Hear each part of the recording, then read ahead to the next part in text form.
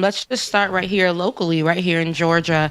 Some updates with the Ahmaud Arbery, trial. It's going to be a trial. A federal judge Monday rejected the plea deal reached by prosecutors and Travis McMichael on hate crime charges, an agreement that would have precluded his federal trial in Ahmaud Arbery's killing.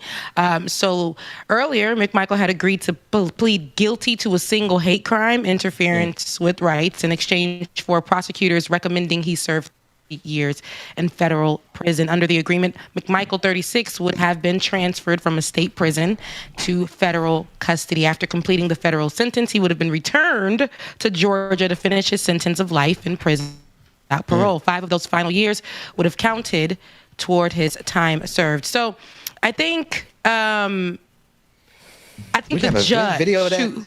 The judge who is her name is Judge Lisa Godby. Let's take a look at how she felt about the sentencing guidelines. For a judge in Georgia rejecting a plea deal on the hate crime trial of one of the men already convicted in the killing of Ahmaud Arbery. They had hoped to serve in federal prison, not in state prison, where many believe conditions could be worse. What the judge said today. Steve Osunsami in Georgia. A federal judge tonight is dashing the hopes of Travis and Gregory McMichael, who are trying to avoid a federal hate crimes trial for the murder of Ahmaud Arbery and spend most of the time they've already been sentenced to in a federal prison, which is usually less dangerous than a state prison, especially for a former police officer. We, the jury, find the defendant, Greg McMichael, guilty. In November, the father and son, along with their neighbor, William Roddy Bryant, were all convicted of murdering the black 25-year-old on this tree-lined street in South Georgia.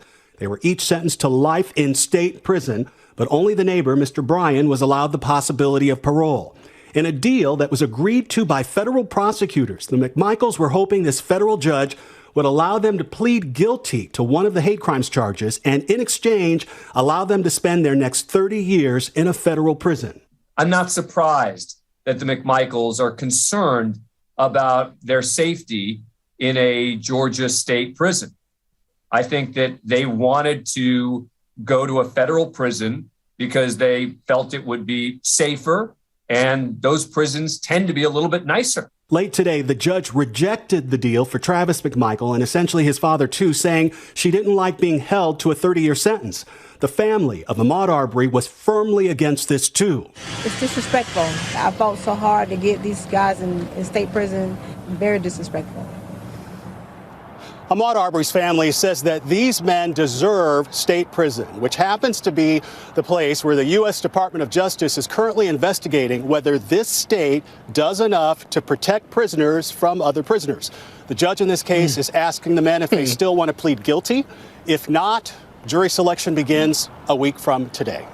Yeah, the universe is on our side. My God. Of course. And y'all knew they were going to try to pull this crap. Of course they were going to try to pull this crap. Y'all trying to go somewhere so y'all can be on vacation. Oh, yeah, they don't want to because they know that ass about to get tore out the frame. And I'm glad it is. God damn it. Pissed me off. Sorry, excuse me. That's all right. I can't. I'm not. But literally. Rebecca and Brother Mac. Earlier, the case that Georgia's following, it's because of the men's care correctional, whatever the name of that company is, that operates on the state level in Minnesota, that allowed a black man to die in state custody. It was a private contractor, right? We just got through talking about it. But now here in Georgia, they don't want to go to state prison because they know state prison is where they send our black men to be ground into a pulp. So, of course, they don't want to go there. And again, it always boggles my mind when they're trying to determine whether or not a situation like this, a murder like this, is a hate crime. And I think the reason it boggles my mind is because in its quintessential definition, hate is an intense dislike for someone. How much more intense can it be if a man is jogging down the street and you kill him? Now, one has to look at the motive of why would you kill him, where it's clear. And America refuses to want to acknowledge race. You try to tell me that there was a little white boy jogging down the street. Come on. That another guy in a vehicle would have taken out his camera and videotaped him. And then these two white men would have jumped out their truck and killed this white man for jogging down the street. what happened to Ahmaud Arbery was hateful. It was sinister. Right. And to whatever degree that these men must be punished and held accountable, it shall be. So you're right. I think when when I look back on this story that's happening right now, that's unfolding in front of us, and when I look back at the story of like Emmett Till and how white people just took upon them, let me go and handle this guy that I think is a threat for whatever reason. And, this young man, and let me kill him. And, everybody will see that I was right because I'm white and because, I just feel like black people look suspicious. Black people are suspicious. Black young boys aren't people. Black men aren't people. And that's what I just kind of look at. It's like these men took it upon themselves. No, they weren't officials. They weren't anything. They took it upon themselves to go and say, you're black, you don't look right. The fact that they even had in the courtroom a conversation about what his toenails were looking like. It's problematic that they really thought, okay, I took away somebody's life. Get away with it. No real reason, but because I felt like he was a threat, because he was black, and because he was sticking up for himself. You don't do that to us, white folks. You were wrong. You were in the wrong place, okay? And they took away his life, and now they're supposed to serve life, but they're crying about it. The pain that they've caused multiple people, so many families who have lost their loved ones to similar situations have to relive this all the time. And to relive it with the possibility of somebody finally getting justice kind of gives those people justice too, to say, okay, there's some change going on.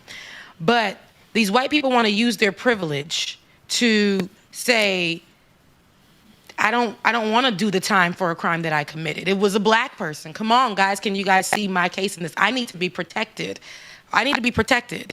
And there's so much that goes into this when I just hear it, and it really hurts. It really hurts me, and the disrespect that they would want to say, I don't deserve life in prison. They don't deserve their life without their child, without their loved one. Come on, and Queen, that's right. And Queen, since you evoked the name of Emmett Till, I'm looking at the calendar, and on September 2nd, I have the story of Emmett Till and when his mother left the casket open. So I want people to understand this white privilege that you talk about within the judicial system, because the two men on August 28, 1955, who kidnapped this young child, took him from his uncle's home and murdered him.